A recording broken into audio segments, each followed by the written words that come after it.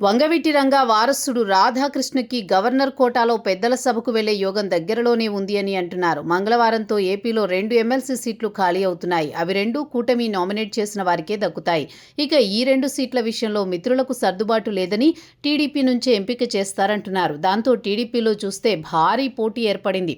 2024 ఎన్నికల్లో సీట్లను త్యాగం చేసిన వారి నుంచి కొత్తవారు, సీనియర్లు ఇలా అనేక మంది అధినాయకత్వం ఆశీస్సుల కోసం ఎదురు చూస్తున్నారు.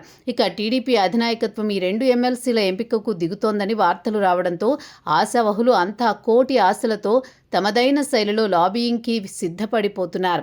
వారంతా ఎవరి మార్గాల్లో వారు అధినాయకత్వం ప్రసన్నం చేసుకునేందుకు ప్రయత్నాలు చేస్తున్నారు. పార్టీ హైకమాండ్ ఈ 2 సీట్ల విషయంలో అర్హుల జాబితాతో కసరత్తు చేస్తోందని ప్రచారం సాగుతోంది. దాంతో ఎవరికి సీట్లు దక్కుతాయి అన్నది ఉత్కంఠగా మారుతోంది. ఇక ఈ 2 ఎమ్మెల్సీ సీట్లను వైసీపీ కోల్పోతోంది. ఆ పార్టీకి శాసన మండలిలో డిప్యూటీ చైర్మన్గా ఉన్న జకియా ఖాన్, అలాగే గోదావరి జిల్లాలకు చెందిన సీనియర్ నేత పండుల రవీంద్రబాబుల పదవీకాలం ముగియడంతో ఈ ఖాళీలు ఏర్పడ్డాయి. ఈసారి చూస్తే సీనియర్ల వైపు అధినాయకత్వం మొగ్గు చూపొచ్చంటున్నారు. దాంతో మాజీ మంత్రి దేవినేని ఉమా, అలాగే రాజ్యసభకు ఎన్నోసార్లు ప్రయత్నించి విఫలమైన వర్ల రామయ్య వంటి వారి పేర్లు కూడా ఉన్నాయంటున్నారు. మాజీ ఎమ్మెల్యే కొమ్మాలపాటి శ్రీధర్ వంటి వారు కూడా తమ అదృష్టాన్ని పరీక్షించుకుంటున్నారు.